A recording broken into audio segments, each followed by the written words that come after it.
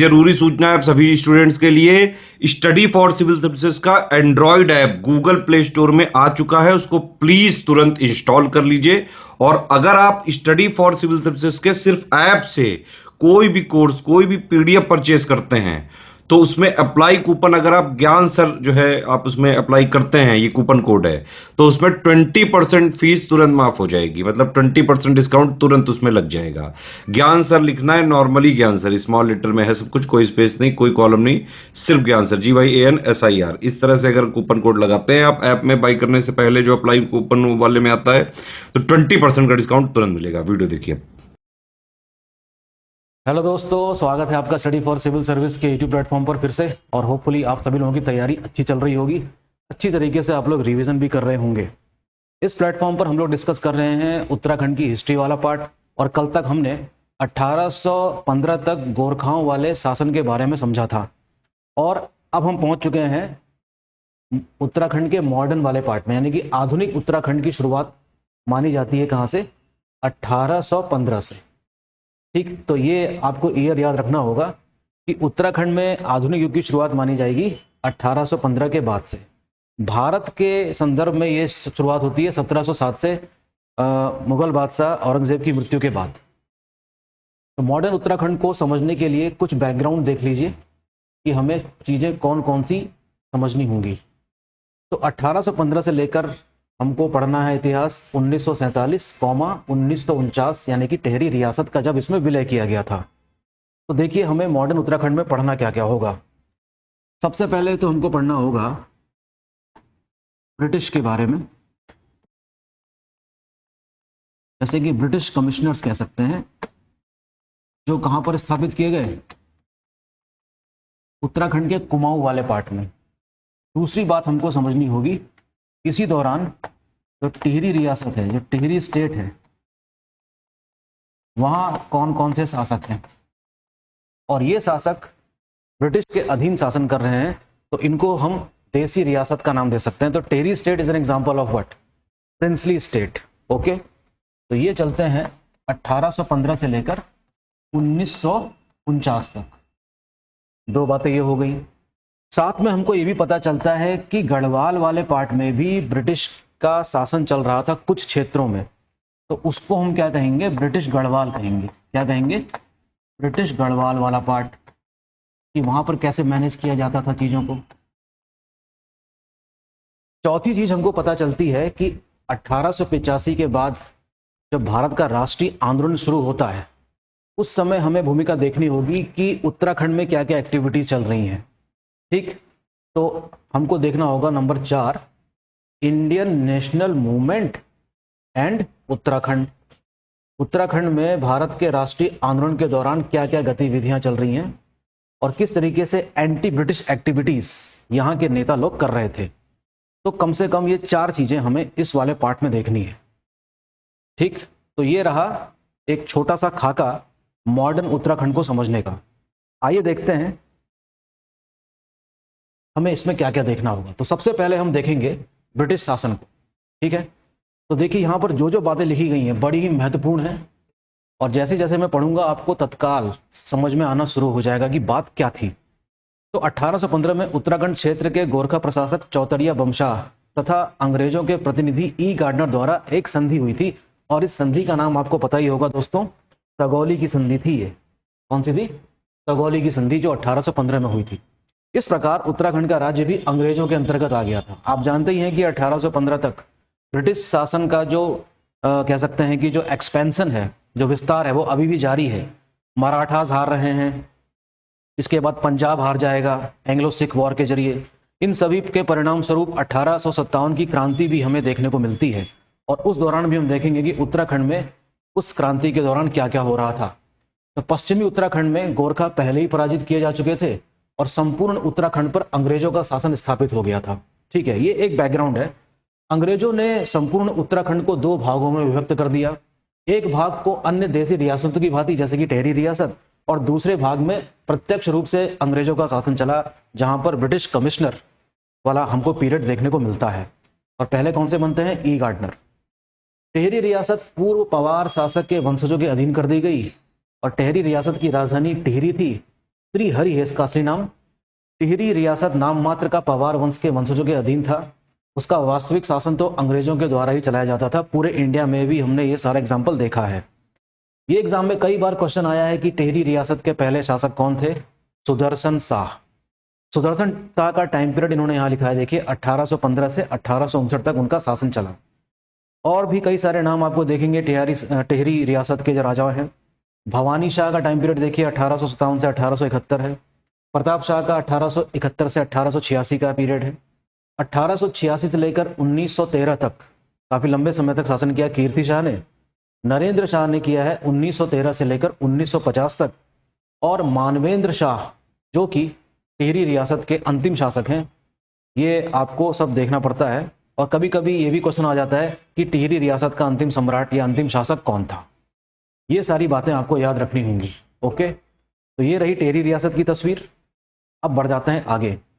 टिहरी रियासत में अंग्रेज सरकार का एक एजेंट भी नियुक्त किया गया था, जिसको क्या कहा जाता था? British resident. जिन जगहों पर इस तरह के राज्य स्थापित किए जाते थे अंग्रेजों के द्वारा, वहां पर अंग्रेजों का एक प्रतिनिधि रहता था, जिसको कहा जाता था ब्रिटिश रेजिडेंट। तो इस तरीके से गढ़वाल वाले पार्ट में भी ब्रिटिश एजेंट अर्थात ब्रिटिश रेजिडेंट की नियुक्ति कर दी गई थी। अब देखिए, बड़ी इंपॉर्टेंट बातें इसमें लिखी हैं, वो समझ लीजिए कि प्रारंभ में यह एजेंट कुमाऊं का कमिश्नर होता था, ठीक है, परंतु 1825 से 1842 तक देहरादून जिले के डिप्टी कमिश्नर को यह जिम्मेदारी सौंपी गई। प्लीज इसको आप नोट भी करते रहिएगा, काफी इंपॉर्टेंट फैक्ट्स हैं। 1825 से 42 तक देहरादून के जिले के डिप्टी कमिश्नर को यह जिम्मेदारी सौंप दी गई थी और 1842 में पुनः कुमाऊं कमिश्नर को यह जिम्मेदारी सौंप दी गई। Very important fact. टिहरी रियासत को 1937 में पंजाब हिल स्टेट एजेंसी के साथ संयुक्त कर दिया गया था। यह भी एग्जाम में कई बार क्वेश्चन आया है, इंपॉर्टेंट फैक्ट है। और 1949 में टिहरी रियासत का भी विलय भारतीय रियासतों की भांति किस में कर दिया गया? इंडियन यूनियन में कर दिया गया। और टिहरी रियासत को क्या बना दिया गया? एक प्रिवी पर्स। आप जानते ही हैं कि 1949 से लेकर 1971 तक प्रिवी पर्स, आप जानते हैं ना प्रिवी पर्स, ये सुविधा भारत सरकार के द्वारा इन राजाओं को मिलती थी, लेकिन 1971 में इसको समाप्त कर दिया गया था। तो प्रिवी पर्स वाला जो कॉन्सेप्ट था ये खत्म होता है कब? 1971 में। ये बात सिर्फ टिहरी रियासत पे लागू नहीं होती, जितने भी देसी रियासत रहा करते थे उन सबकी प्रिवी पर्स क्या कर दी गई? समाप्त कर दी गई। ये भी एक बड़ी इंपॉर्टेंट घटना है स्वतंत्र भारत की। इंदिरा गांधी के समय में ये सारी बातें हुई थी। 1840 में, अब देखिए 1840 में ब्रिटिश गढ़वाल का मुख्यालय श्रीनगर से हटाकर पौड़ी लाया गया। ये एग्जाम में कई बार क्वेश्चन आया है। पौड़ी गढ़वाल नामक नए जनपद का गठन किया गया, ठीक है। और 1854 में नैनीताल को कुमाऊं मंडल का मुख्यालय बनाया गया। ये क्वेश्चन भी कई बार रिपीट हुआ है। तो ये सारे फैक्ट्स आपको याद रखने होंगे, ठीक। 1854 से 1891 तक कुमाऊं कमिश्नर में कुमाऊं और पौड़ी गढ़वाल जिले शामिल थे।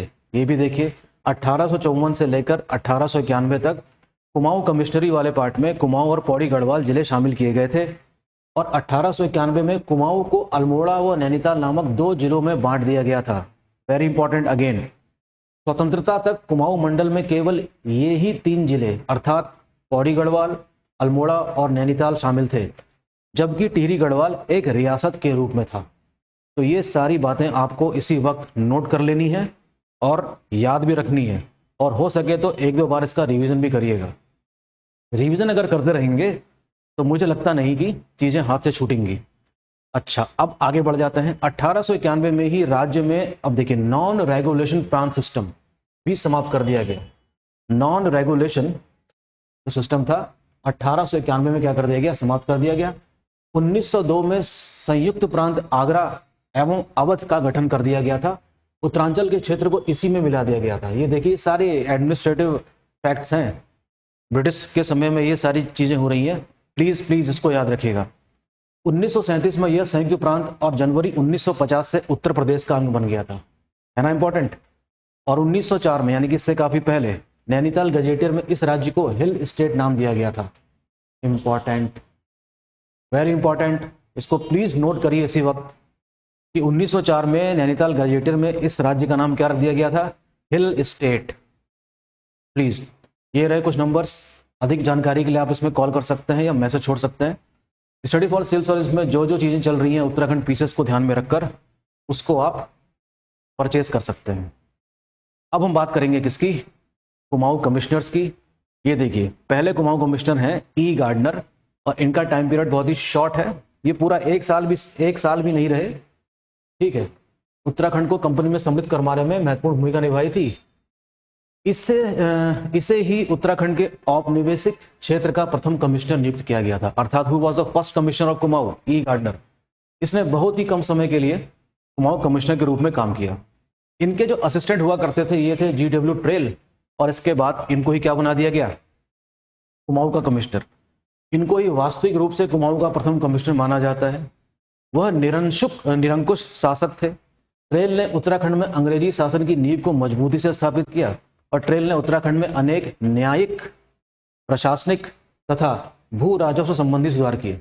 इसके ही काल में प्रथम भू व्यवस्था स्थापित की गई थी। वेरी इंपॉर्टेंट फैक्ट, याद रखेंगे। अगले इंपॉर्टेंट जो कमिश्नर है उनका नाम है सर हेनरी रैमजे, और ये वो समय है भारत के इतिहास का जब इस समय लॉर्ड डलहौजी का टाइम पीरियड खत्म हुआ था और लॉर्ड कैनिंग का शुरू हुआ था। ठीक है, ये कुमाऊं में नियुक्त समस्त कमिश्नरों में सर्वाधिक लोकप्रिय थे। उसे कुमाऊं का राजा भी कहा जाता था। किनको? हेनरी रैमजे को राम जी भी कहा जाता था। रैमजे स्कॉटलैंड के मूल निवासी थे, और लॉर्ड डलहौजी जो भारत के गवर्नर जनरल रहा, उसका ये चचेरा भाई था। 1856 से 1884 तक कुमाऊं के कमिश्नर पद पर रहे। उसके काल को उत्तराखंड में ब्रिटिश औपनिवेशिक काल का स्वर्ण युग माना जाता है, अर्थात जब 1857 की क्रांति हुई तो कुमाऊं के कमिश्नर का नाम याद रखेंगे, सर हेनरी रैमजे। ठीक है, हेनरी रैमजे के कार्यकाल में उत्तराखंड में अनेक सुधार किए गए, विशेषकर तराई भाग के क्षेत्र में।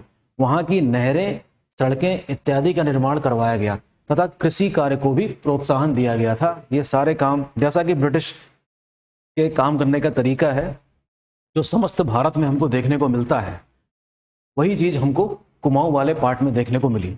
अब इसमें एक बात समझ लीजिए, जब अंग्रेजों ने शासन करना शुरू किया उत्तराखंड के कुमाऊं वाले पार्ट में प्रत्यक्ष रूप से, तो यहाँ के लोगों को 1815 से पहले गोरखाओं का अत्याचारी शासन याद था।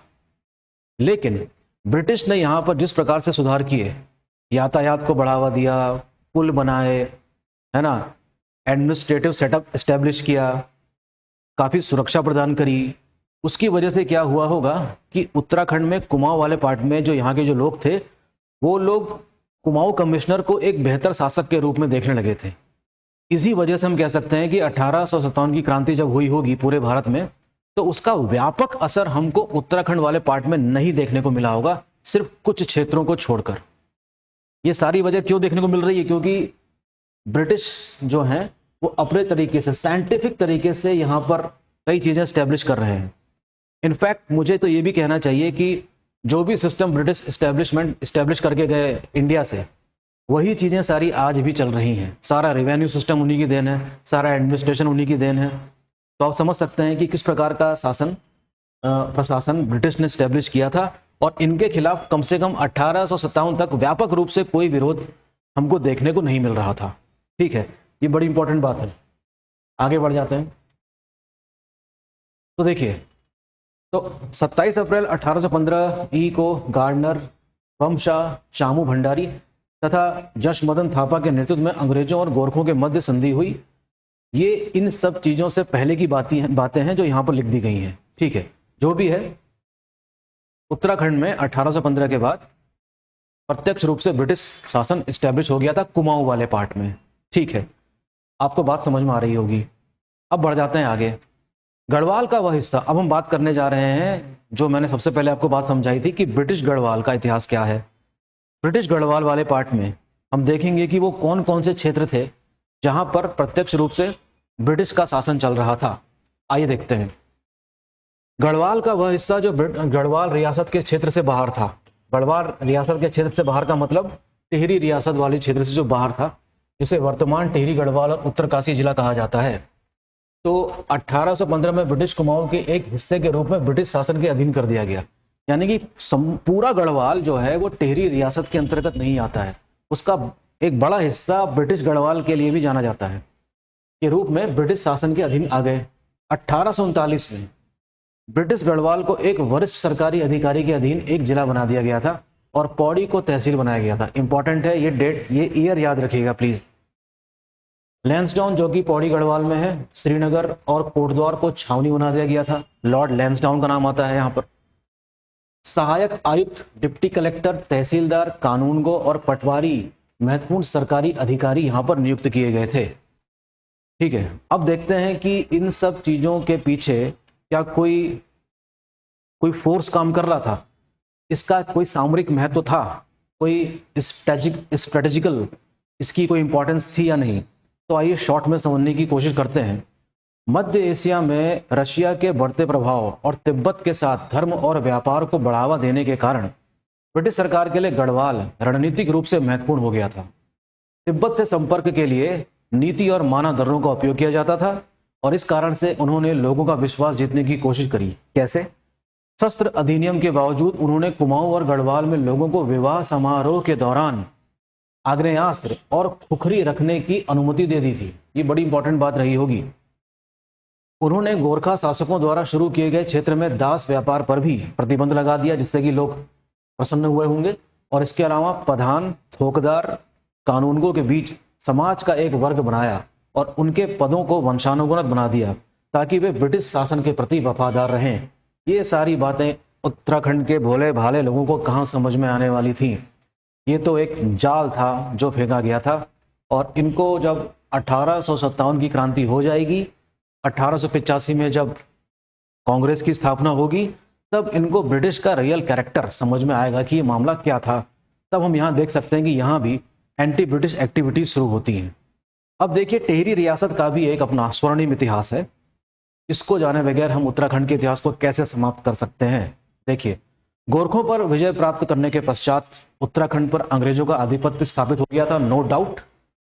टिहरी रियासत में स्वतंत्रता की लहर उत्पन्न होने का सर्वप्रथम कारण तत्कालीन समय में देश भर में गांधी जी द्वारा चलाया जा रहा आंदोलन का प्रभाव रहा होगा, जिसको हम पढ़ेंगे किसमें, इंडियन नेशनल मूवमेंट हिस्ट्री वाले पार्ट में पढ़ते हैं। 10 जनवरी 1948 में टिहरी की जनता ने नागेंद्र सकलानी के नेतृत्व में टिहरी की अदालत पर अधिकार करके कब्जा कर लिया और यह अदालत कीर्ति नगर में स्थित थी।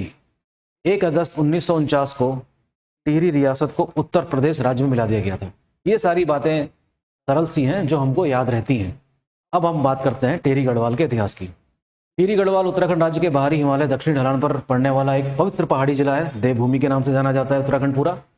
कहा जाता है कि इस ब्रह्मांड की रचना से पूर्व भगवान ब्रह्मा ने इस पवित्र भूमि पर तपस्या की थी। इस जिले में पड़ने वाले 2 स्थान मुनि की रेती एवं तपोवन प्राचीन काल में ऋषियों की तप स्थली थी। ये उसका पुराना गौरवशाली इतिहास है। आप देख सकते हैं, the glorious past we have. यहाँ के पर्वतीय इलाके एवं संचार के साधनों की कमी के कारण यहाँ संस्कृति अभी तक संरक्षित है। टिहरी गढ़वाल का नाम 2 शब्दों टिहरी एवं गढ़वाल से मिलकर बनता है, जिसमें से उपसर्ग टिहरी वास्तव में त्रिहरि का अपभ्रंश है, जो कि उस स्थान का प्रतीक है जो 3 प्रकार के पापों को धोने वाला है। ये देखिए, बड़े इंपॉर्टेंट फैक्ट्स लिखे हैं इसमें स्टडी फॉर सिविल सर्विस की टीम ने, इसको जरा ध्यान से देखिए। ठीक है, 3 प्रकार के पाप को धोने वाला है। ये है विचारों से उत्पन्न पाप जिसको कहते हैं मनसा, शब्दों से उत्पन्न पाप वचसा और कर्मों से उत्पन्न पाप कर्मणा। इसी प्रकार दूसरे भाग गढ़ का अर्थ है देश का किला। वास्तव में पुराने दिनों में किलों की संख्या के कब्जे को उनके शासक की स्मृति और शक्ति को मापने वाली छड़ी माना जाता था। 888 से पहले पूरा गढ़वाल क्षेत्र अलग अलग स्वतंत्र राजाओं द्वारा शासित किया जाता था, छोटे छोटे गढ़ों में विभाजित था। इसके बारे में हम पहले ही पढ़ चुके हैं।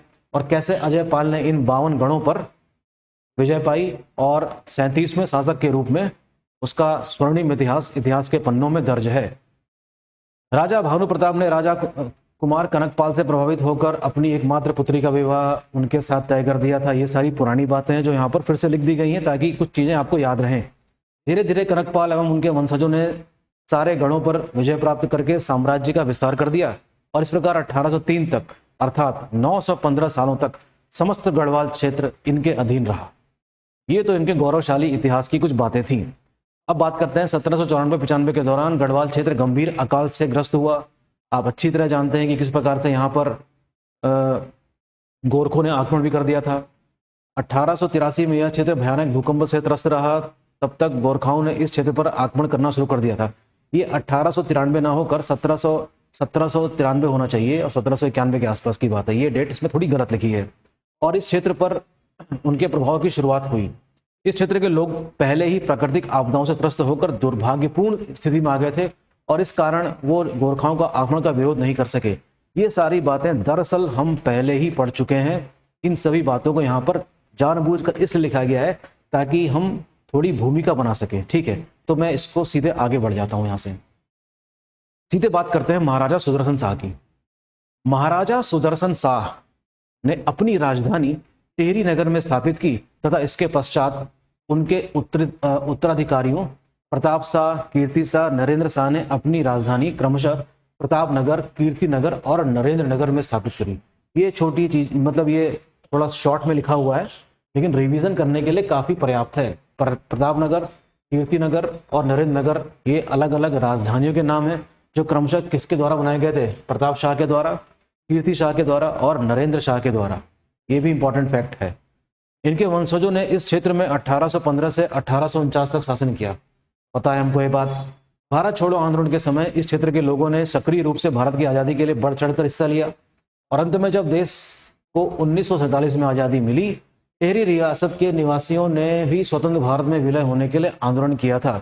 इस आंदोलन के कारण परिस्थितियां महाराज के वश में नहीं रहीं और उनके लिए शासन करना कठिन हो गया, जिसके फलस्वरूप पवार वंश के शासक मानवेंद्र शाह ने भारत सरकार को की संप्रभुता स्वीकार कर ली और ये बातें सन 1949 की। और इस तरीके से एक क्वेश्चन कई बार रिपीट हो जाता है कि कब 1 अगस्त 1949 को किसमें विलय कर दिया गया था? इंडियन यूनियन में। एक बिखरा हुआ क्षेत्र होने के कारण इसके विकास में समस्याएं थी। परिणाम स्वरूप 24 फरवरी 1960 को उत्तर प्रदेश ने टिहरी को एक तहसील को अलग करके एक नए जिले के रूप में स्थापित किया और उसका नाम क्या दिया? उत्तरकाशी। अब हम बात करते हैं 1857 की क्रांति की। 1857 की क्रांति इंडिया की हिस्ट्री का एक बहुत ही इंपॉर्टेंट पार्ट है, बहुत ही इंपॉर्टेंट टॉपिक है।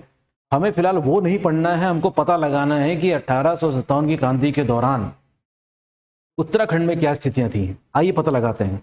भारतवर्ष में स्वतंत्रता के लिए 1857 में प्रथम संग्राम हुआ, नो डाउट। इसका प्रभाव उत्तराखंड में ही पड़ता है। खान बहादुर खान यानी कि जो बरेली के नवाब थे, आपको याद होगा अच्छी तरह, ये विद्रोही थे अंग्रेजों के। 1857 में बरेली का जो नेतृत्व कर रहे थे, कौन कर रहे थे? खान बहादुर खान। ये बात आपको याद ही होगी कि सेना ने नैनीताल पर अधिकार करने के लिए कई बार हल्द्वानी पर आक्रमण किया, हल्द्वानी पर, लेकिन अंग्रेजों की शक्तिशाली सेना ने उन्हें हरा दिया। उत्तराखंड में गोरखों के अत्याचारों की स्मृति, रैमजे के महान व्यक्तित्व, अंग्रेजों की सुधार नीति, तत्कालीन उत्तराखंड के राजनीतिक तथा सामाजिक पिछड़ेपन एवं टिहरी के राजा की ब्रिटिश सरकार समर्थित नीति के कारण यहाँ प्रथम स्वतंत्रता संग्राम असफल रहा, जैसा कि मैंने थोड़ी देर पहले डिस्कस किया था। क्योंकि अभी तक यहाँ के लोगों में इतनी जागरूकता है ही नहीं कि आखिर वो किस राजा के खिलाफ विद्रोह करने वाले हैं। उनको तो ये राजा अच्छे लग रहे थे। किसकी तुलना में? गोरखाओं की तुलना में। केवल काली कुमाऊं जो चंपावत वाला रीजन है कि वीर नेता कालू मेहरा का नाम आता है। भाई देख लीजिए, ये क्वेश्चन रिपीट हुआ है कई बार। कालू मेहरा पहले स्वतंत्रता सेनानी कह सकते हैं। अंग्रेजों के विरुद्ध संघर्ष हेतु एक गुप्त सैनिक संगठन बनाते हैं जिसका नाम था क्या? जिसका नाम आप मुझे हो सके तो कमेंट बॉक्स में लिख के भेजिए, ठीक है। क्रांतिवीर नाम का एक संगठन था, लेकिन राजभक्तों के द्वारा इसकी सूचना अंग्रेजों को दिए जाने के कारण उन्हें वहां छापा मारकर कालू मेहरा के गुप्त सैनिक संगठन को समाप्त कर दिया गया था, ठीक है। कालू मेहरा के अतिरिक्त आनंद सिंह फरत्याल, कृष्णा सिंह करायत, माधो सिंह, नूर सिंह तथा खुशा सिंह आदि ने भी सेनानियों का साथ दिया था। तो ये कुछ इंपॉर्टेंट फैक्ट्स हैं 1857 की क्रांति से। अब देखते हैं कि जैसे जैसे 1857 की क्रांति के बाद ब्रिटिश का जो असली कैरेक्टर धीरे धीरे नेताओं के सहयोग से लोगों तक पहुंच रहा था, अब उत्तराखंड में भी हम कह सकते हैं कि पॉलिटिकल अवेयरनेस शुरू हुई है। तो 1870 में देखिए डिबेटिंग क्लब की स्थापना हुई। डिबेटिंग क्लब की स्थापना कब हुई? 1870 में। किसने की थी? आप मुझे कमेंट बॉक्स में भेजने वाले हैं। 1871 में प्रेस की स्थापना कर अल्मोड़ा अखबार का प्रकाशन शुरू किया गया। आपको ये भी बात पता होगी।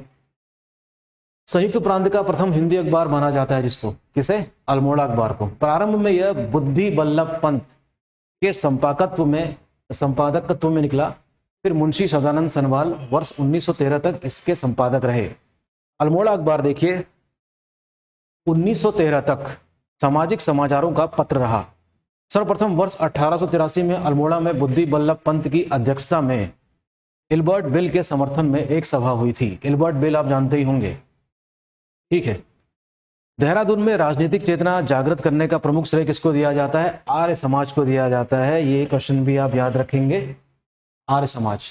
वर्ष 1897 में स्वामी दयानंद हरिद्वार के कुंभ मेले के अवसर पर पाखंड खंडनी पताका फहराते हैं। और हम कह सकते हैं कि इन सभी एक्टिविटीज से जो एंटी ब्रिटिश एक्टिविटीज हैं वो काफी बढ़ गई होंगी उत्तराखंड वाले रीजन में। प्रसिद्ध क्रांतिकारी हैं रास बिहारी बोस ने फॉरेस्ट रिसर्च इंस्टीट्यूट देहरादून में एक कर्मचारी के रूप में नौकरी कर वहां गुप्त रूप से क्रांतिकारी संगठनों की स्थापना की थी। Very important thing. यहाँ टैगोर विला में क्रांतिकारियों की सभा होती थी और यहीं लॉर्ड हार्डिंग पर बम फेंकने की योजना बनाई गई थी और जो कब फेंका गया था 1911 में, आपको याद होगा। 1903 में अल्मोड़ा में गोविंद वल्लभ पंत जो कि उत्तराखंड के सबसे बड़े नेता स्थापित हुए बाद में और पहले मुख्यमंत्री भी बनते हैं आजादी के बाद। उनके भाई हरगोविंद पंत के प्रयत्नों से हैप्पी क्लब की स्थापना हुई। वेरी इंपॉर्टेंट, अगेन ये क्वेश्चन भी एग्जाम में कई बार आया है। इसका प्रमुख उद्देश्य नवयुवकों में राजनीतिक चेतना का संचार करना था। गढ़वाल यूनियन की ओर से 1905 में देहरादून से गढ़वाली नामक समाचार पत्र निकाला गया। आप जानते ही हैं कि राष्ट्रीय आंदोलन में न्यूज़पेपर्स की क्या भूमिका है, किस तरीके से न्यूज़पेपर रोल प्ले करता था। एंटी ब्रिटिश एक्टिविटीज उसमें छापी जाती थी, लोग पढ़ते थे, जागरूक होते थे और एंटी ब्रिटिश एक्टिविटीज में लगते थे, ठीक है। और इन सबको नेतृत्व कौन दे रहा था उत्तराखंड में? गोविंद वल्लभ पंत और हरगोविंद जैसे बड़े स्तर के नेता। अब यहां भी जागरूकता फैलने जा रही है। यह पत्र प्रारंभ में पाक्षिक था और 1913 में साप्ताहिक बना दिया गया था। ये बात हो रही है किसकी? गढ़वाली समाचार पत्र की। अब बात करते हैं 1905 से लेकर 1911 तक उत्तराखंड में क्या क्या हुआ। कोई राजनीतिक विशेष घटना देखने को नहीं मिलती है और 1913 में अल्मोड़ा अखबार बद्रीदत्त पांडे के संपादकत्व में आने के कारण यह एक विशुद्ध राष्ट्रीय पत्रिका के रूप में परिवर्तित हो गया। ये बड़ी इंपॉर्टेंट बात है। 1913 में स्वामी सत्यदेव परिव्राजक अमेरिका भ्रमण के पश्चात अल्मोड़ा पहुंचे। स्वामी सत्यदेव वहां उन्होंने शुद्ध साहित्य समिति की स्थापना कर जनसाधारण में राष्ट्रीय चेतना उत्पन्न की थी। नाम याद रखेंगे स्वामी सत्यदेव का, प्लीज, ठीक है। आज ये हमारा लास्ट लेक्चर है हिस्ट्री का। 1914 में मोहन जोशी, चिरंजी लाल, हेमचंद्र, बद्रीदत्त पांडे आदि नेताओं ने अल्मोड़ा में होम रूल लीग की स्थापना करी। होम रूल लीग जो कि ऑल इंडिया लेवल पर 1916 में स्थापित होता है, लेकिन उत्तराखंड में पहले ही हो चुका था। बड़े मजे की बात है। 1918 में स्वामी विचारानंद सरस्वती इलाहाबाद से आकर देहरादून में होम रूल लीग की एक शाखा स्थापित करते हैं। कौन? विचारानंद सरस्वती का नाम याद रख लीजिएगा। इनका संबंध भी होम रूल लीग आंदोलन से रहा है। 1916 में कुमाऊं कमिश्नर की राजनीतिक, सामाजिक, आर्थिक तथा शिक्षा संबंधी प्रश्नों पर विचार विमर्श हेतु कुमाऊं परिषद की स्थापना हुई। ये बात है 1916 की, वेरी इंपॉर्टेंट। कुमाऊं परिषद की प्रथम बैठक या कल्पना अल्मोड़ा अखबार 1908 में 31 मार्च को की गई थी। यहां से कई बार क्वेश्चन आए हैं कि कुमाऊं परिषद की पहली बैठक कब हुई थी और अध्यक्ष कौन थे, इसको भी आप जानेंगे। 1886 में कलकत्ता में हुए कांग्रेस के दूसरे सम्मेलन में कुमाऊं क्षेत्र के ये क्वेश्चन कई बार रिपीट हुआ है, ज्वालादत्त जोशी सहित 2 अन्य नेताओं ने भाग लिया था। बंगाल विभाजन के बाद देश भर में चलने वाले बहिष्कार और स्वदेशी आंदोलन का राज्य में व्यापक असर देखने को मिलता है। अब देख सकते हैं कि जैसे हम 20वीं शताब्दी में प्रवेश करते हैं, इंडियन नेशनल मूवमेंट एक रफ्तार पकड़ने लगता है। फिर जब गांधी जी भारत वापस आएंगे अफ्रीका से, तब एक नई दिशा हमको देखने को मिलती है। सरकार की वन नीति के विरोध में अल्मोड़ा, नैनीताल और गढ़वाल जनपदों में 1911 से 1917 के बीच व्यापक जन आंदोलन चला। इस क्षेत्र के नेताओं ने इस आंदोलन को स्वतंत्रता आंदोलन से जोड़कर इसको और व्यापक बनाने का प्रयास किया। और ये बड़ी अच्छी बात रही होगी, छोटे मोटे आंदोलन को व्यापक बनाने के लिए क्या करा जाए, उनको एक ही में मिला दिया जाए। गांधी जी का भी यही मानना था। राज्य में राजनीतिक चेतना के प्रसार तथा आंदोलन को संगठित ढंग से चलाने के लिए कुमाऊं क्षेत्र में अल्मोड़ा कांग्रेस की स्थापना 1912 में की गई। याद रखिएगा इस बात को। तिलक और एनी बेसेंट द्वारा 1914 में शुरू किए गए होम रूल लीग आंदोलन से प्रेरित होकर विक्टर मोहन जोशी, बद्रीनाथ पांडे, चिरंजीव लाल और हेमचंद आदि ने मिलकर राज्य में चलाया। ठीक है, ये हम पढ़ चुके हैं, छोड़िए। राज्य की सामाजिक, आर्थिक, राजनीतिक तथा शैक्षणिक समस्याओं पर विचार करने के लिए गोविंद वल्लभ पंत, हरगोविंद पंत, बंटीदत्त पांडे ने कुमाऊं परिषद का गठन किया। ये भी हम पढ़ चुके हैं। जो आगे चलकर ये परिषद क्या करती है, जो उत्तराखंड की जो स्थानीय समस्या थी उस पर भी जोर देती है। अर्थात परिषद कुली बेगार, यानी कुली बेगार एक प्रथा थी, कुली उतार, जंगलात कानून, बंदोबस्ती प्रणाली, स्थानीय समस्याओं के साथ ही स्वतंत्र आंदोलन में भी महत्वपूर्ण भूमिका निभानी शुरू करती है। रोलेट एक्ट आप जानते ही हैं कि किस प्रकार से शक के आधार पर किसी भी व्यक्ति को गिरफ्तार किया जा सकता था। ये बात हो रही है इंडियन नेशनल मूवमेंट की, और के विरोध में, इस एक्ट के विरोध में परिषद ने विरोध प्रदर्शन और सभाएं आयोजित की। और हम देखते हैं कि 1926 में कुमाऊं परिषद का विलय कांग्रेस में कर दिया गया था। ये भी क्वेश्चन कई बार एग्जाम में आया है। 1918 की बात हम करें तो बैरिस्टर मुकुंदी लाल का नाम आपको याद रखना होगा, और अनुसुईया प्रसाद भोंगुड़ा, इनके प्रयासों से गढ़वाल कांग्रेस कमेटी का गठन हुआ है। किसका गठन हुआ? गढ़वाल कांग्रेस कमेटी का। हम तेजी से पढ़ रहे हैं इसीलिए कि समय ज़्यादा नहीं है। इन दोनों नेताओं ने 1919 के अमृतसर कांग्रेस सम्मेलन में हिस्सा लिया था। इंपॉर्टेंट है, याद रखेंगे। 1920 में गांधी जी द्वारा शुरू किए गए असहयोग आंदोलन में राज्य के लोगों ने बढ़ चढ़कर हिस्सा लिया। एक नया मेथड देखने को मिल रहा है ब्रिटिश के विरोध का। 1921 में बद्रीनाथ पांडे, हरगोविंद पंत और चिरंजीव लाल के नेतृत्व में कुमाऊं मंडल के 40,000 स्वतंत्रता सेनानियों ने बागेश्वर में सरयू के तट पर कुली बेगार न करने की शपथ ली। कुली बेगार का मतलब यह है कि कुली करे जाते थे, सामान उनसे ढुलवाया जाता था और उसके बदले कोई भी पैसा उनको नहीं मिलता था, अर्थात बेगारी कराई जाती थी। इससे संबंधित जो भी रजिस्टर थे उसको सरयू नदी में बहा दिया गया था, और यह है बात जनवरी 1921 की। ठीक है, तो बहुत इंपॉर्टेंट एक्टिविटी है उत्तराखंड के मॉडर्न वाले पार्ट की। 14 जून से 2 जुलाई 1929 तक गांधी जी और नेहरू ने कुमाऊं क्षेत्र के हल्द्वानी, भवाली, ताड़ीखेत, अल्मोड़ा, बागेश्वर व कौसानी आदि स्थानों पर कई सभाएं की। कौसानी में अपने प्रवास 12 दिन के दौरान गांधी जी ने अनाशक्ति योग, ये बात भी हम लोग पहले पढ़ चुके हैं, वैसे जब हमने स्टैटिक जीके पढ़ी थी तब। कौसानी को गांधी जी ने भारत का स्विट्जरलैंड कहा है। 16 से 24 अक्टूबर 1929 तक गांधी जी ने गढ़वाल क्षेत्र में कई सभाएं की थी। जाहिर सी बात है, जब गांधी जी या नेहरू एक कद का नेता उस दौरान इन क्षेत्रों में जब आते हैं तो अपने आप ही राजनीतिक चेतना बढ़ जाती होगी। ठीक, तो जरूर इसका प्रभाव पड़ा होगा उत्तराखंड में राष्ट्रीय आंदोलन के दौरान। अब बात करते हैं 26 जनवरी 1930 की डेट, जो आपको याद है कि किस प्रकार से सांकेतिक रूप से हमने आज़ादी के रूप में कैसे स्वतंत्रता दिवस मनाया पहली बार, और फिर कैसे फिर 1929 का लाहौर अधिवेशन जिसमें नेहरू ने रात को 12 बजे तिरंगा फहराया था रावी नदी के तट पर। ये सारी बातें हम इंडियन नेशनल मूवमेंट में पढ़ते ही हैं। अब देखते हैं उसका भी प्रभाव देखने को मिल रहा है। टेहरी रियासत, क्योंकि टेहरी रियासत अंग्रेजों के अधीन थी तो जाहिर सी बात है कि उन्हीं की निष्ठावान रहेगी, जाहिर सी बात है। पूरे उत्तराखंड में जगह जगह पर तिरंगा फहराया गया था, सिर्फ टेहरी रियासत को छोड़कर, और कई स्थानों पर नमक बनाया गया, यानी कि सॉल्ट सत्याग्रह। आपको याद है सिविल डिसोबीडियंस मूवमेंट। साबरमती से दांडी तक गांधी जी ने 78 सत्याग्रह में, आपको पता ही है कि famous Dandi March of Gandhi 12 मार्च से शुरू होता है, 4 अप्रैल तक चलता है, और 4 अप्रैल को गांधी जी ने नमक का कानून तोड़ा था। लेकिन उत्तराखंड के केस में हमें क्या याद रखना है कि इस सत्याग्रहियों में उत्तराखंड के 3 लोग शामिल हैं, ज्योतिराम कांडपाल, भैरव दत्त जोशी और गोरखावीर खड़क बहादुर। ये सब शामिल थे इस दांडी मार्च में। ब्रिटिश गढ़वाल में पहला राजनीतिक सम्मेलन 1930 में दुगड्डा में हुआ। दुगड्डा कहाँ है? पौड़ी गढ़वाल में। आज़ादी के तमाम आंदोलन को गढ़वाल के कोने कोने तक पहुंचाने में ऐतिहासिक नगर दुगड्डा की अहम भूमिका रही है। दुगड्डा में आंदोलनों की रूपरेखा स्वतंत्रता सेनानी पंडित धनी राम मिश्र के राष्ट्रीय होटल में तय की जाती थी। वेरी इंपॉर्टेंट नेम, प्लीज नाम याद रखेंगे। यह होटल 1942 तक आंदोलनकारियों का एक मुख्य स्थल था। अब यह अमूल्य धरोहर खंडहर में तब्दील हो चुकी है, बड़ा अफसोस है। अच्छा, पेशावर कांड आपको याद होगा, आपको याद है अच्छी तरह कि कैसे, है ना, नॉर्थ वेस्ट फ्रंटियर प्रोविंस में निहत्थे स्वतंत्रता आंदोलनकारियों में गोली चला देने के आदेश दिए गए थे। लेकिन ये बात है पेशावर की वजह से। लेकिन यहाँ पर देखेंगे कि गढ़वाल राइफल्स के जो चंद्र सिंह गढ़वाली हैं, इनके नेतृत्व में जो सेना गई थी, इन्होंने गोली चलाने से इनकार कर दिया और इस घटना को क्या नाम दिया जाता है?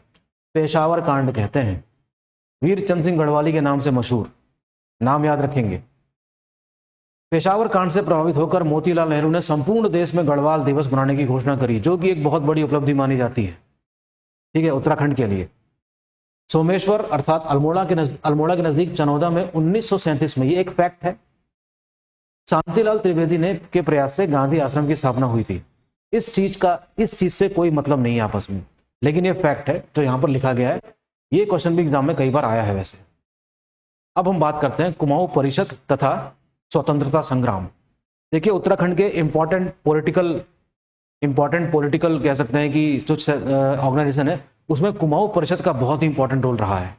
कुमाऊं परिषद का प्रथम अधिवेशन, देखिए ये मैंने अभी आपको बताया था, यहां से भी क्वेश्चन आते हैं, कहाँ हुआ था? अल्मोड़ा में।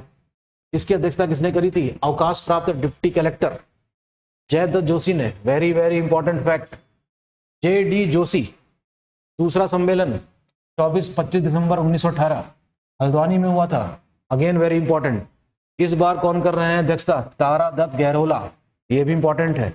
इंपॉर्टेंट दोनों फैक्ट याद रखने वाले।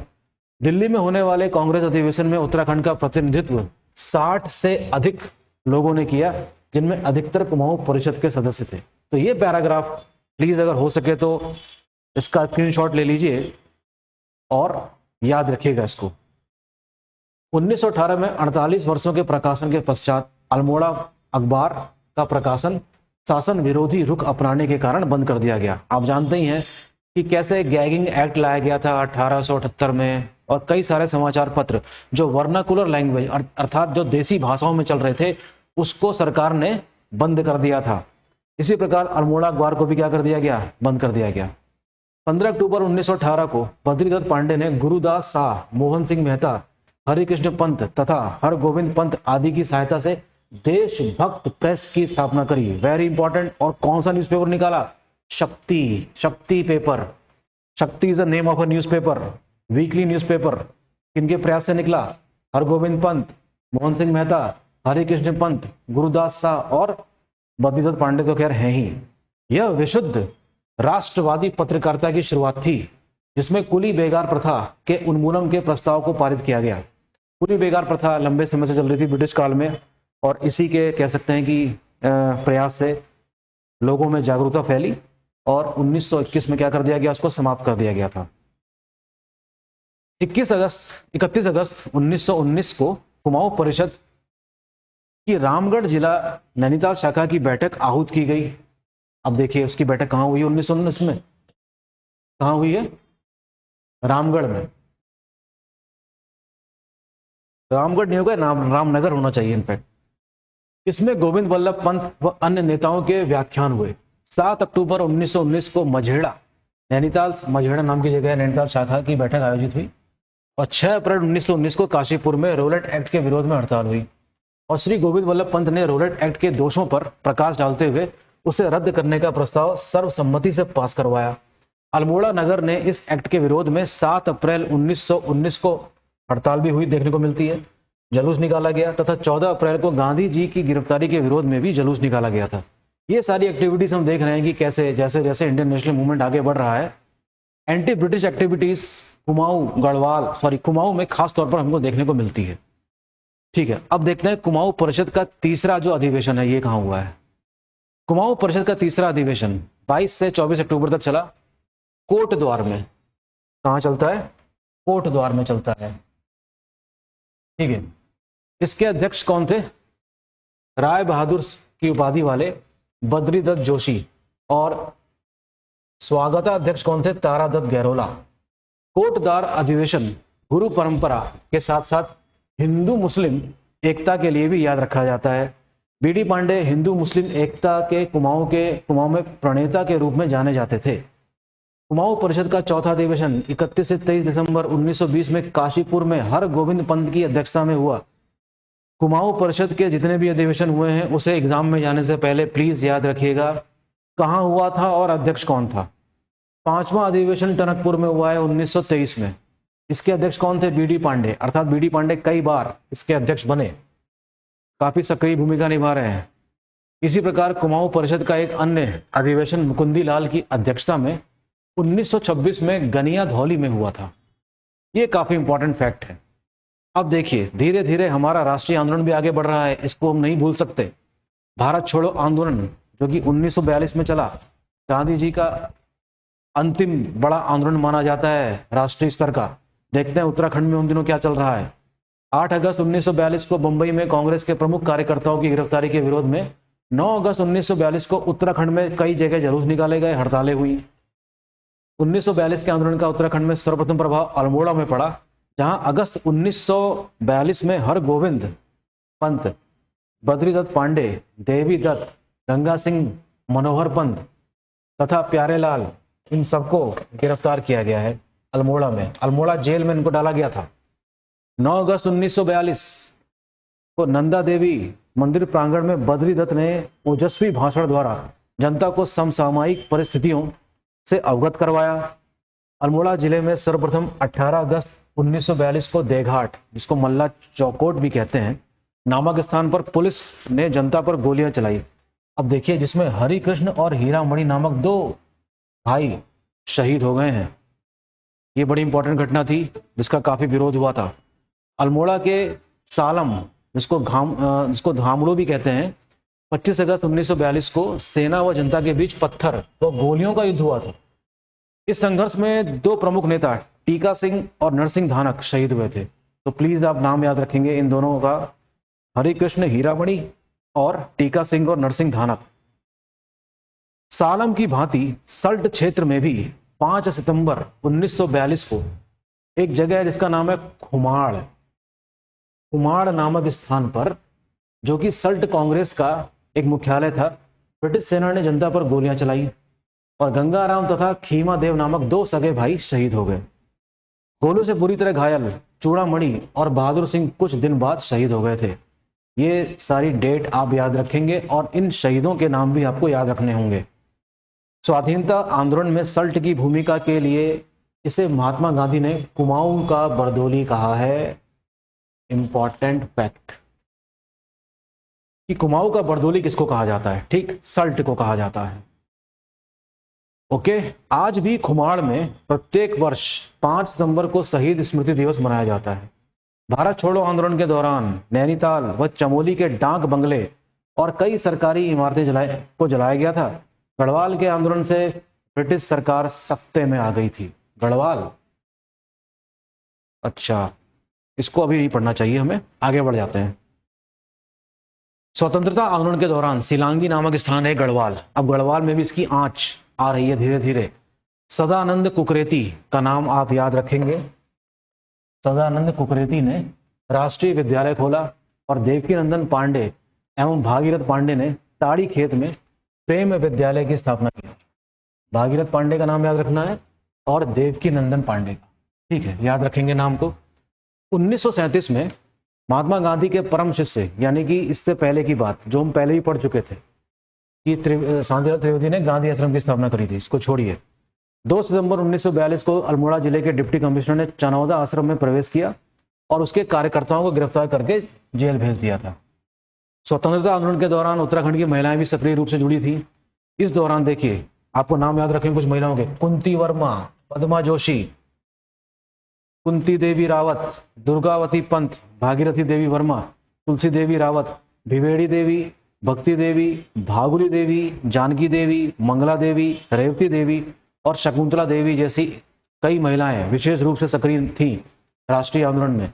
स्वाधीनता संग्राम के दौरान जेल जाने वाली उत्तराखंड की प्रथम महिला कौन थी? कुंती वर्मा थी।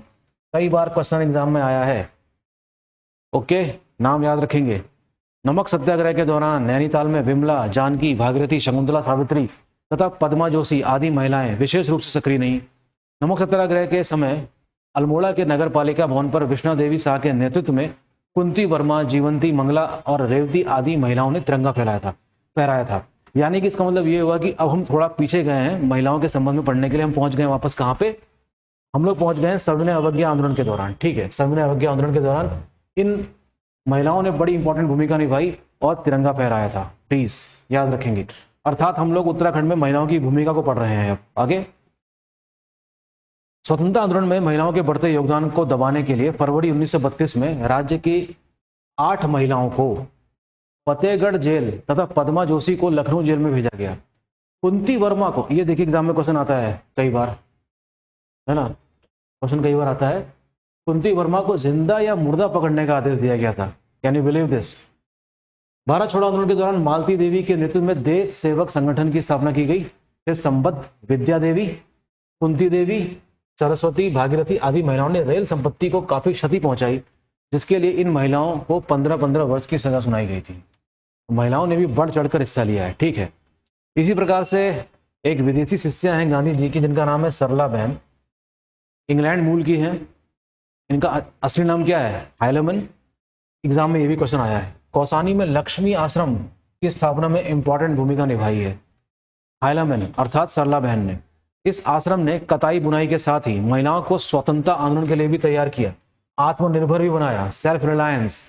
पिथौरागढ़ की तुलसी देवी ने सरला बहन की प्रेरणा से कताई बुनाई केंद्र व ऊन गृह उद्योग समिति के माध्यम से निराश्रित महिलाओं को आत्मनिर्भर बनाने का कार्य किया।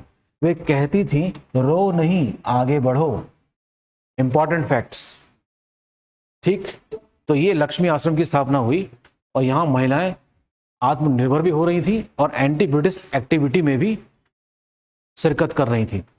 लक्ष्मी आश्रम से जुड़ी 2 सगी बहनें कमला और बसंती ने सर्वोदय भी एक गांधीयन कॉन्सेप्ट है के प्रचार प्रसार में अहम भूमिका निभाई। गांधी जी की एक दूसरी विदेशी शिष्या मीरा बहन ने ऋषिकेश में पशु लोक की स्थापना की और महिला जागृति में अपना अमूल्य योगदान दिया है। तो ये सारे बड़े इंपॉर्टेंट फैक्ट्स हैं, प्लीज आप लोग याद रखिएगा। ठीक है, कुमाऊं और ब्रिटिश गढ़वाल के लोगों ने भारत छोड़ो, इंडियन नेशनल जो है INA, इंडियन नेशनल आर्मी और अन्य ब्रिटिश विरोधी संघर्षों में भाग लिया था। ठीक है, जॉनसार भाबर कह सकते हैं, वीर केसरी चंद्र भारतीय राष्ट्रीय सेना में शामिल हुए यानी कि INA में, और 1942 में ब्रिटिश सेना के खिलाफ लड़े। बाद में उन्हें मौत की सजा दे दी गई। आप जानते हैं कि इंडियन नेशनल आर्मी की क्या भूमिका थी इंडियन नेशनल मूवमेंट में, जिसमें हमको पढ़ना होता है सुभाष चंद्र बोस और उनकी एक्टिविटीज के बारे में इंडियन नेशनल मूवमेंट में। ठीक है, सजा के तौर पर पूरे शहर पर 6000 का जुर्माना लगाया गया था। ये सब बातें कब हुई? जब भारत छोड़ो संघर्ष ने उत्तराखंड में बड़े पैमाने पर भागीदारी की और 8 अगस्त 1942 को कांग्रेस नेतृत्व की गिरफ्तारी के विरुद्ध बड़े विरोध प्रदर्शन आयोजित किए गए थे। छात्रों ने अल्मोड़ा में पुलिस बल पर पथराव किया, जिसमें कुमाऊं के कमिश्नर एल्कटन घायल हो गए थे। ठीक है, अब देखते हैं इसमें इन्होंने दोबारा फिर से सविनय अवज्ञा आंदोलन को थोड़ा सा विस्तार से समझाने का प्रयास किया है। आइए देखते हैं कि इसमें और कौन कौन से फैक्ट हैं सविनय अवज्ञा आंदोलन के संबंध में। ठीक है, आइए देखते हैं। तो देखिए, चौंदास क्षेत्र नाम का इलाका है पिथौरागढ़ में। कुछ नए नाम आपको देखने को मिलेंगे यहां पर फिर से। परमल सिंह हयांकी ने इस क्षेत्र को राष्ट्रीय संग्राम से जोड़ दिया। नाम याद रखेंगे, परमल सिंह हयांकी। 23 मार्च 1931 को भगत सिंह तथा साथियों को फांसी देने तथा फरवरी 1931 में चंद्रशेखर आजाद की पुलिस मुठभेड़ में मारे जाने के कारण संपूर्ण उत्तराखंड एक तरीके से कह सकते हैं कि उसमें आक्रोश आ गया था, खासतौर में युवाओं के भीतर। 1931 में यमकेश्वर, जो कि गढ़वाल में है, प्रभावशाली राजनीतिक सम्मेलन नरदेव शास्त्री की अध्यक्षता में आयोजित हुआ। इसके बाद 1921 मई को गांधी जी तथा पुरुषोत्तम दास टंडन की उपस्थिति में नैनीताल में राजनीतिक सम्मेलन आयोजित हुआ था। ये सारे और एडिशनल फैक्ट्स हैं, इसको आप एडिशनल फैक्ट्स के रूप में देखिएगा प्लीज। इसमें गढ़वाल के संपादक कृपाराम मिश्र, मनहर, देवकी नंदन ध्यानी तथा जयानंद भारती गढ़वाल से लाए गए थे। महिलाओं ने भी इसमें हिस्सा लिया। ठीक है, अमन सभा की स्थापना प्रशासन के सहयोग से लैंसडाउन में 1930 में हुई थी। इसे प्रशासन ने, आप मुझे कमेंट बॉक्स में लिख के भेजिएगा कि अमन सभा की स्थापना करी किसने है। इसे प्रशासन ने कांग्रेस के प्रतिपक्ष से स्थापित किया एवं इसके सदस्य अधिकतर राय साहब, राय बहादुर, वकील, ठेकेदार तथा थोकदार थे। यानी कि जो अधिकतर जो मेंबर्स थे अमन सभा के, उनमें से कुछ उच्च कोटि के लोग ही आते थे।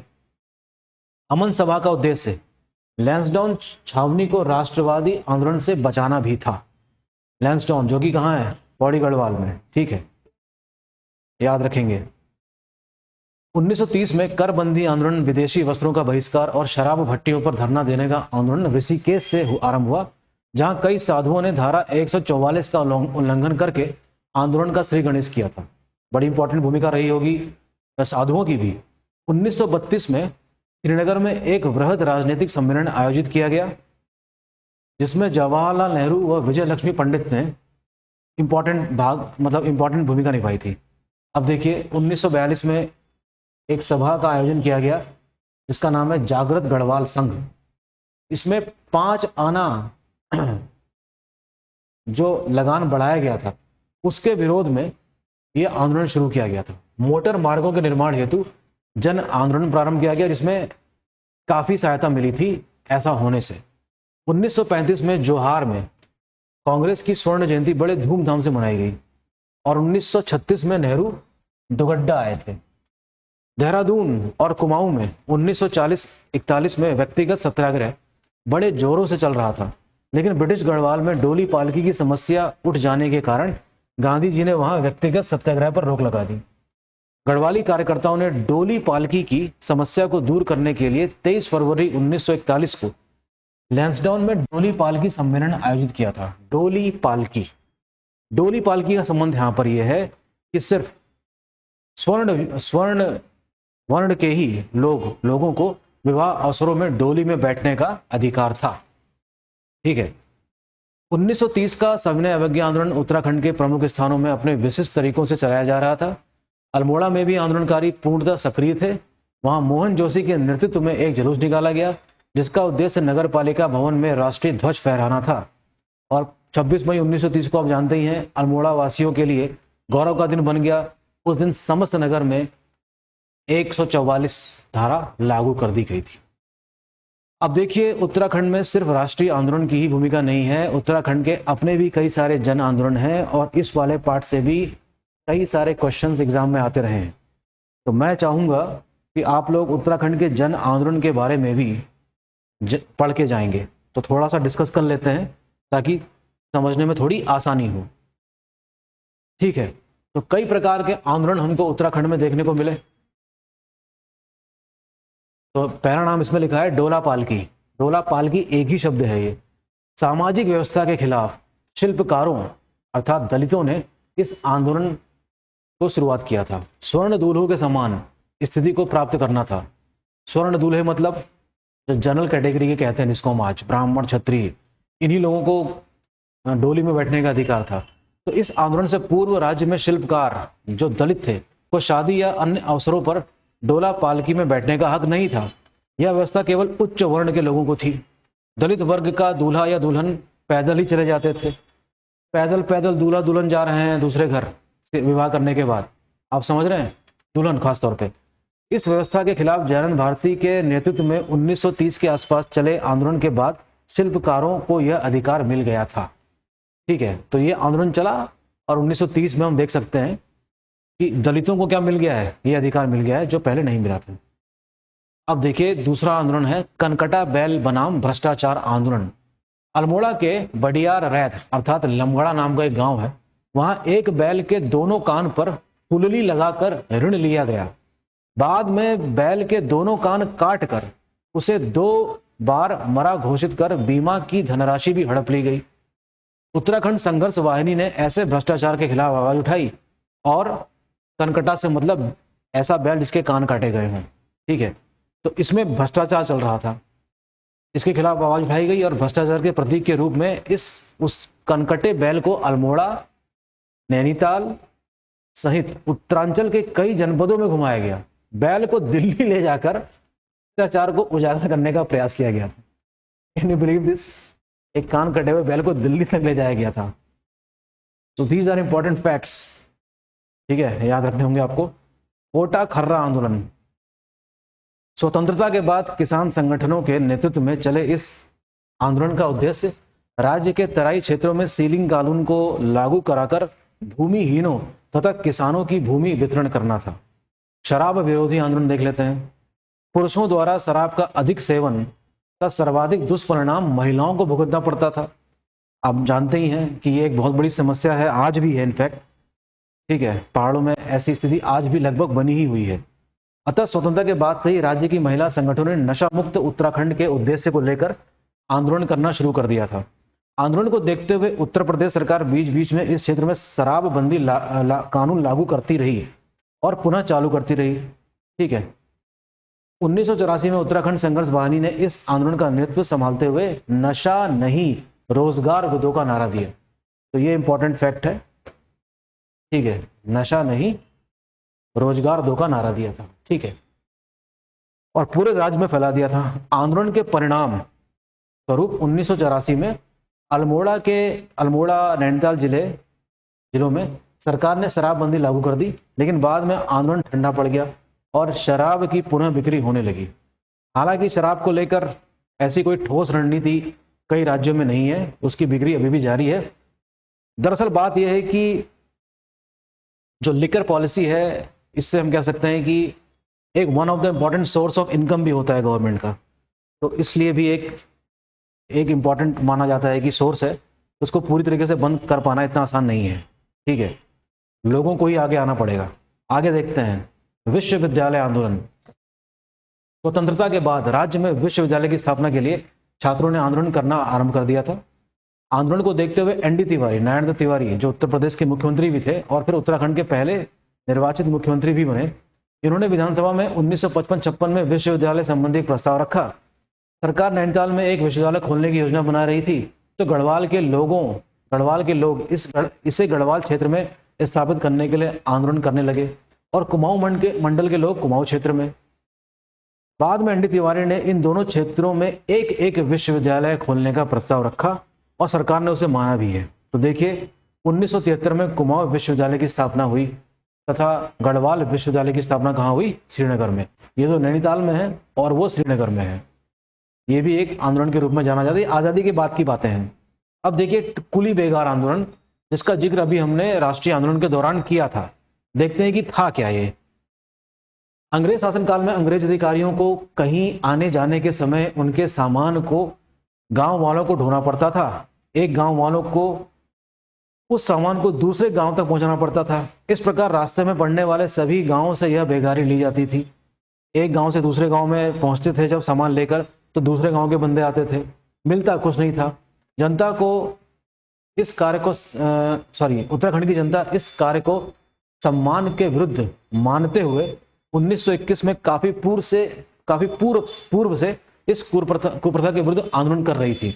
और किस प्रकार से ये आंदोलन समाप्त हुआ? देखिए, 13-14 जनवरी, है ना, सरयू नदी मकर संक्रांति वाले दिन की बात है। उत्तरायणी मेला लगता है उत्तराखंड में, और इसे उत्तर प्रदेश में मकर संक्रांति के नाम से जानते हैं। तो बहुत बड़ी जनसभा हुई थी और नदी के तट में ये सारे नेता, बद्रीधर पांडे, हरगोविंद पंत, चिरंजी लाल, 40,000 आंदोलनकारियों ने बेगार न देने का संकल्प लिया और बेगार रजिस्टरों को सरयू नदी में बहा दिया। और इस प्रकार इस कुप्रथा का अंत इस नाटकीय तरीके से हुआ था। ठीक है, अब बात होती है किसकी? टिहरी राज्य आंदोलन की। प्रजातंत्रात्मक शासन की मांग। अब देखिए, टिहरी राज्य थी तो एक देसी रियासत ना, तो इस देसी रियासत में जो जनता रहती थी उसको तो प्रजा माना जाएगा, उसको कोई अधिकार थे नहीं। तो वहां की जनता भी टिहरी रियासत के विरोध में उठ खड़ी हुई थी। तो ये वही आंदोलन है, टिहरी राज्य आंदोलन। प्रजातंत्रात्मक शासन की मांग को लेकर टिहरी रियासत में 20वीं शताब्दी के तीसरी दशक से जन आंदोलन होने लगे थे। तो देखिए, इसमें कुछ नाम आपको नाम याद रखने होंगे। देखिए, श्री देव सुमन, दौलत राम, नागेंद्र सकलानी और वीर चंद्र सिंह गढ़वाली के प्रयासों से किसकी स्थापना हुई? ठीक है,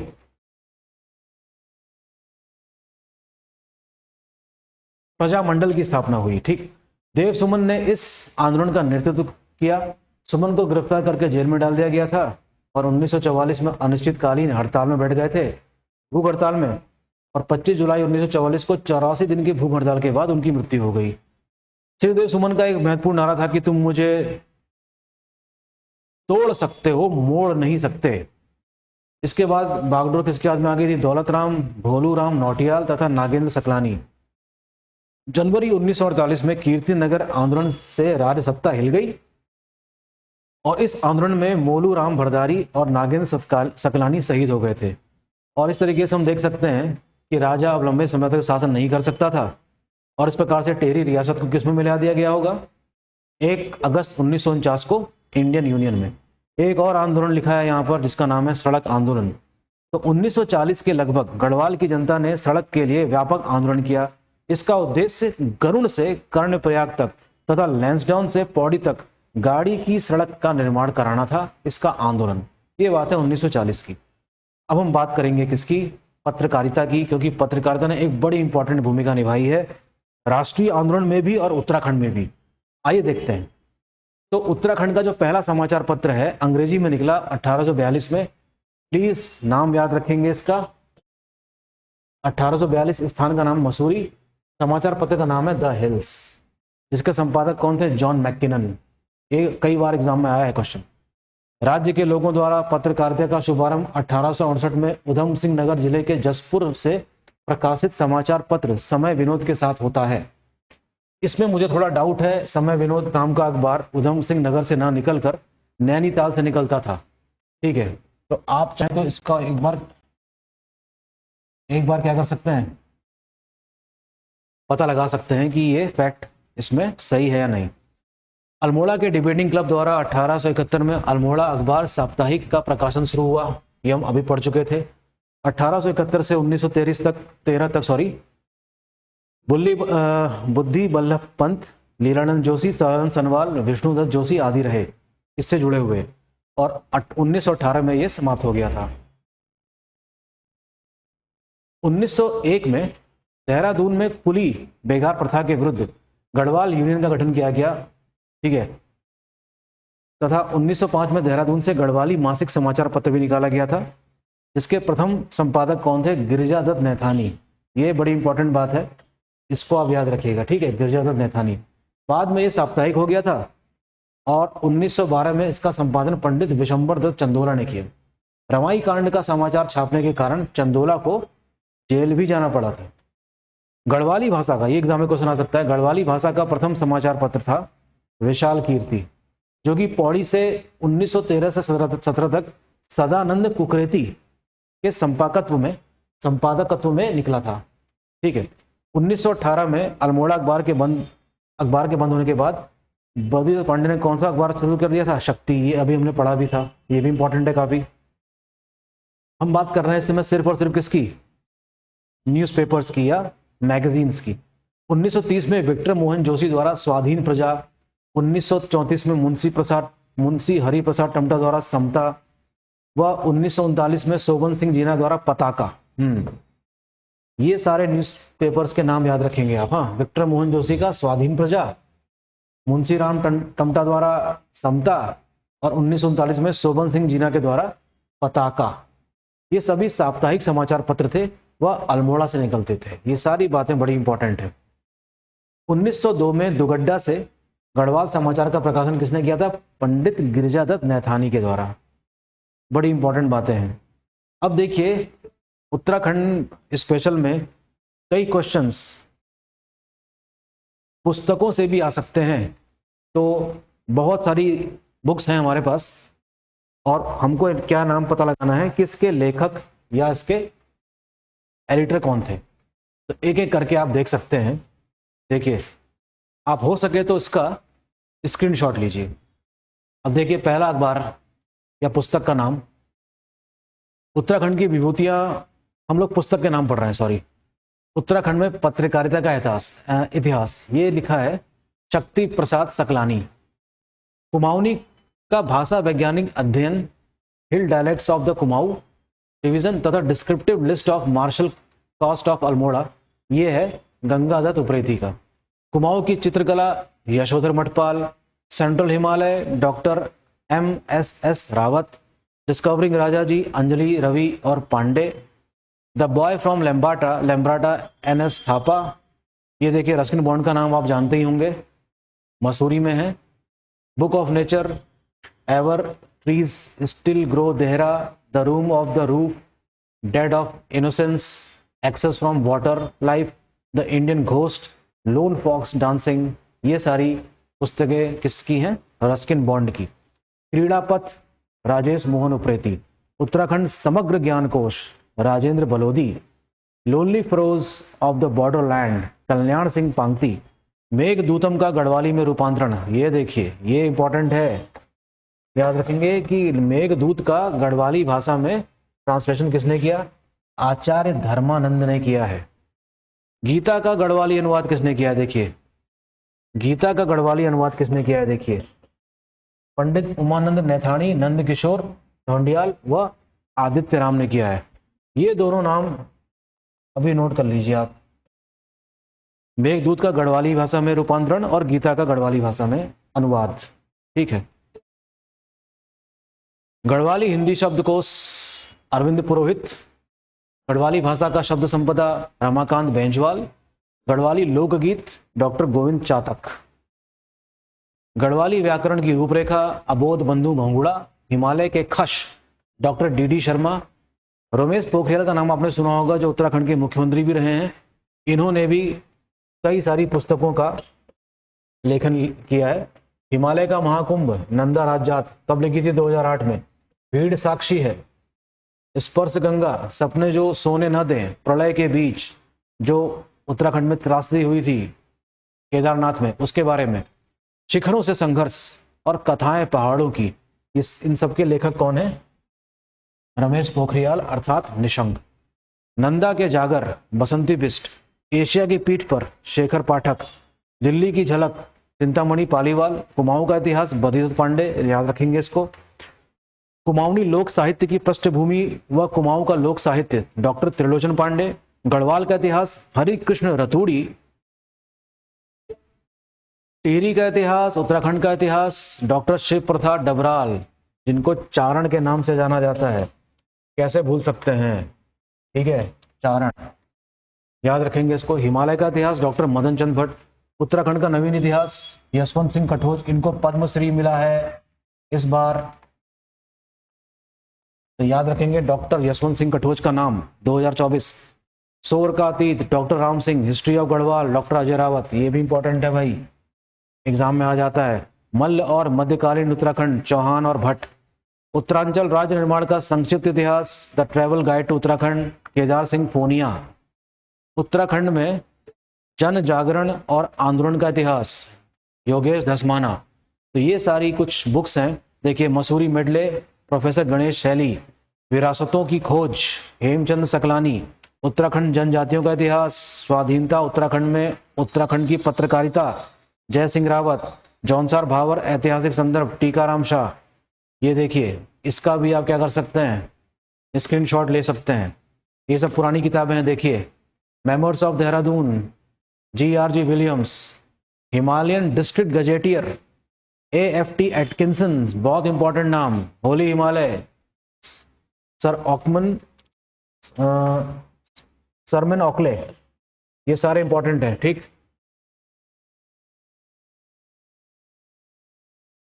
Garhwal gazetteer, British Garhwal gazetteer, Almora gazetteer, Almora gazetteer.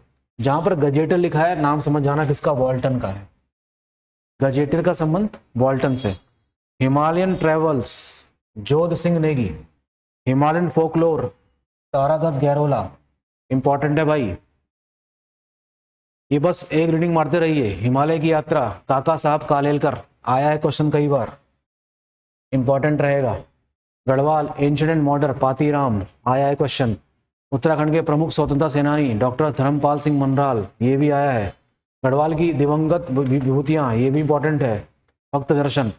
मध्य हिमालय का पुरातत्व, मध्य हिमालय की कला, हो सकता है इस बार क्वेश्चन आ जाए क्योंकि पद्मश्री मिला है। गढ़वाल पेंटिंग्स कई बार रिपीट हुआ है, barrister Mukundi Lal. Man eating leopard of Rudraprayag, Rudraprayag का आदमखोर, जिम कॉर्बेट ने लिखी है। आर्यों का मूल स्थान भजन सिंह। उत्तराखंड में कुली बेगार, आ सकता है क्वेश्चन, शेखर पाठक। ब्रिटिश कुमाऊं गढ़वाल, ब्रिटिश कुमाऊं गढ़वाल 1836 से 56, नैन सिंह रावत और जोहार का इतिहास। ये सारी किताबें किसने लिखी हैं, डॉक्टर RS टोलिया। डॉक्टर आर एस टोलिया का नाम याद रखेंगे। मध्य हिमालय की भोटिया जनजाति, शेर सिंह पांगती। ये सारे नाम हैं जो आपको नाम याद रखने होंगे, ठीक है। कम से कम 1 या 2 बार तो रिवीजन कर ही लीजिएगा। अब थोड़ा देख लेते हैं थोड़े थोड़े फैक्ट्स। उत्तराखंड के मलारी प्रागैतिहासिक पुरास्थल से 5.2 किलो का सोने का मुखौटा, तो हम पहले पढ़ भी चुके हैं, ठीक है। तो आप इसका स्क्रीनशॉट ले लीजिए। तारीख बदायूनी, जहांगीरनामा और शाहजहांनामा इत्यादि मध्यकालीन ग्रंथ में इतिहास के मतलब इतिहास का, उत्तराखंड के इतिहास का स्रोत मिलता है हमें इन किताबों से। उत्तराखंड का प्रथम उल्लेख ऋग्वेद में हुआ है, हम जानते ही हैं। देवभूमि की भूमि है, मनीषियों की भूमि है। ऐत्रेय ब्राह्मण में उत्तराखंड क्षेत्र के लिए उत्तर कुरु शब्द प्रयोग किया गया है। स्कंद पुराण में उत्तराखंड क्षेत्र की सर्वाधिक चर्चा की गई है। ये तमाम बातें हम पहले पढ़ चुके हैं, ठीक है। हो सके तो इसका स्क्रीनशॉट ले लीजिए, ठीक। अब इसमें हम देखना चाह रहे हैं कि कोई एडिशनल फैक्ट है या नहीं जो हमने नहीं पढ़ा है। कोटद्वार को गढ़वाल का प्रवेश द्वार कहा जाता है और पौराणिक काल में वर्तमान कुमाऊं क्षेत्र को मानसखंड कहा जाता है।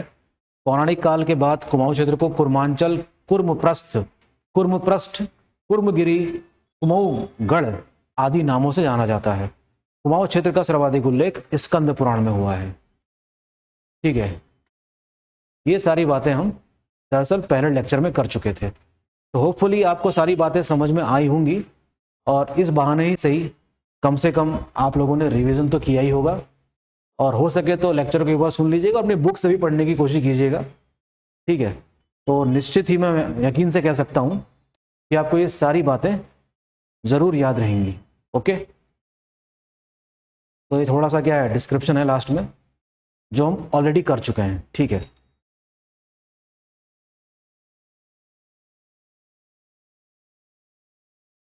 देखिए, युगवाणी की शुरुआत देहरादून से हुई थी।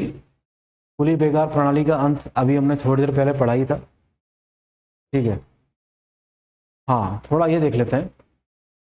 पृथक राज्य हेतु, ये चीज़ें बड़ी इंपॉर्टेंट है जो मैं पढ़ना चाह रहा था। हाँ, यहाँ से पढ़ना है थोड़ा सा। उत्तरांचल पृथक राज्य की सर्वप्रथम मांग 1938 में उठाई गई थी। इसको पढ़ लेते हैं, बड़ा इंपॉर्टेंट है भाई। 1938 में देव सुमन ने दिल्ली में पृथक राज्य की मांग को लेकर गणदेश सेवा संघ का गठन किया। देखिए, वेरी इंपॉर्टेंट। इसका नाम बाद में हिमालय सेवा संघ हो गया था। हिमाचल और उत्तरांचल को मिलाकर एक बृहद हिमालयी राज्य बनाने के उद्देश्य से पर्वतीय विकास जनसमिति नामक संगठन का गठन किया गया 1950 में।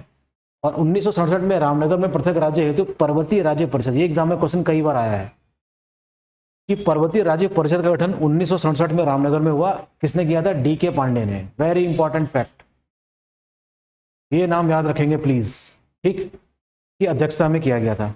प्रताप सिंह नेगी व नरेंद्र सिंह बिष्ट को शामिल करते हुए पर्वतीय राज्य परिषद का पुनर्गठन किया गया और उसका क्या नाम पड़ गया? पृथक पर्वतीय राज्य परिषद। कब? 1973 में। 1970 में कम्युनिस्टों द्वारा पृथक राज्य हेतु कुमाऊं राष्ट्रीय मोर्चा गठित किया गया और 1972 में नैनीताल में गठित उत्तरांचल परिषद के कार्यकर्ताओं ने दिल्ली स्थित वोट क्लब पर धरना दिया और दिल्ली चलो का नारा दिया। ये बातें हो रही हैं उत्तरांचल को एक पृथक राज्य बनाने के लिए, इसलिए इंपॉर्टेंट है। पृथक राज्य हेतु 1976 में उत्तराखंड युवा परिषद का गठन हुआ और इस परिषद के सदस्यों ने संसद के घेराव का प्रयास 1978 में किया। 8 पर्वतीय जिलों को, देखिए ये क्वेश्चन एग्जाम में आता है कि जो युवा परिषद बनी थी 1976 में, वो कितने पर्वतीय जिलों को मिलाकर एक राज्य बनाना चाहती थी? तो उसकी संख्या कितनी है?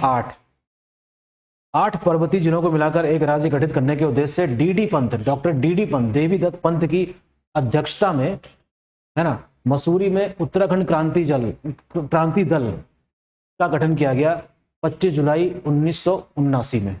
बहुत इंपॉर्टेंट है। उत्तराखंड क्रांति दल के सदस्य त्रिवेंद्र पवार ने अप्रैल 1987 में संसद में एक पत्र बम भी फेंका था।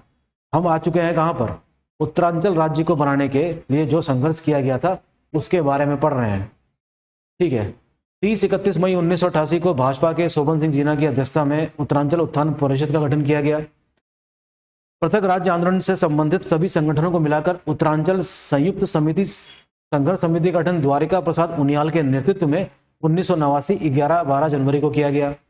1990 में उत्तराखंड क्रांति दल के विधायक के रूप में उत्तर प्रदेश विधानसभा में उत्तराखंड राज्य से संबंधित प्रथम प्रस्ताव जसवंत सिंह बिष्ट ने रखा था। यह भी एग्जाम में क्वेश्चन आता है। एक प्रथम प्रस्ताव किसने रखा था? जसवंत सिंह बिष्ट ने रखा था। पृथक उत्तराखंड राज्य को सर्वप्रथम राष्ट्रीय पार्टी भाजपा ने अपने घोषणा पत्र में शामिल किया था।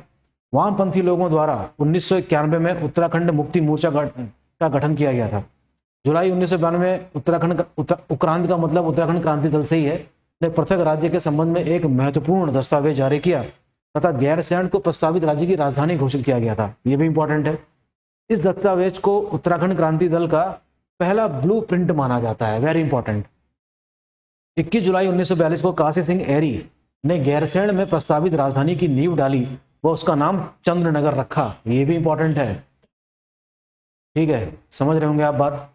1993 में मुख्यमंत्री मुलायम सिंह यादव थे उस समय यूपी के। राज्य की संरचना और राजधानी पर विचार करने के लिए कौशिक समिति गठित की थी, जिसने अपनी रिपोर्ट 1994 में गैरसैंण में राजधानी बनाने की सिफारिश की और 1 सितंबर 1994 को, देखिए खमीटा इसमें भी गलत लिखा है, खमीटा नहीं है, खटीमा नाम की जगह है। क्या नाम है जगह का? खटीमा, जो कि उधम सिंह नगर में है। गोलीकांड को जिसमें कि लगभग 25 लोग मारे गए थे, उत्तराखंड के इतिहास में काला दिवस माना जाता है, पता ही है आपको। 2 अक्टूबर 1994 को दिल्ली में होने वाली रैली में भाग जाते समय रामपुर तिराहा कांड हुआ, जो कि यूपी में है, मुजफ्फरनगर के पास। पुलिस द्वारा राज्य आंदोलनकारी व महिलाओं के साथ अमानवीय व्यवहार हुआ है। 6 लोग शहीद हो गए थे। इस घटना को क्रूर शासक की क्रूर साजिश कहा गया। बाद में हम देखते हैं 1996 में जब तत्कालीन प्रधानमंत्री थे HD देवेगौड़ा, उन्होंने उत्तरांचल राज्य के गठन की घोषणा करी थी पहली बार। केंद्र में जब भाजपा सरकार बनी तो उस समय उत्तर प्रदेश पुनर्गठन विधेयक 27 जुलाई सन 2000 को लोकसभा में पारित किया गया। इसकी डेट याद रखेंगे। 1 अगस्त 2000 को लोकसभा द्वारा, 10 अगस्त 2000 को राज्यसभा के द्वारा और राष्ट्रपति KR नारायणन ने 28 अगस्त को अपनी मंजूरी दे दी और 9 नवंबर सन 2000 को उत्तरांचल का गठन किया गया। दिसंबर 2006 में इसका नाम बदलकर उत्तराखंड कर दिया गया था। दरअसल 1 जनवरी 2007 को किया गया है इसका नाम बदलकर, क्या? उत्तराखंड। ठीक है, इस तरीके से उत्तराखंड बना काफी संघर्ष के बाद। तो ये सब हमने शॉर्ट में ही सही कुछ चीजें डिस्कस करी और होपफुली आप सभी लोगों को समझ में आई होंगी और आप इसको आधार मानकर अपना रिवीजन अपनी पुस्तकों से कर सकते हैं। तो जल्दी ही मिलते हैं नेक्स्ट। मैं देख रहा हूँ कि ज्योग्राफी को पढ़ाने की डिमांड है, तो जल्दी ही हम ज्योग्राफी का भी एक लेक्चर लेकर आने वाले हैं और जितने भी प्रयास होंगे हमारे ज्योग्राफी के क्वेश्चंस को कवर करने के, उस लेक्चर में किया जाएगा। थैंक यू, मिलते हैं नेक्स्ट लेक्चर में।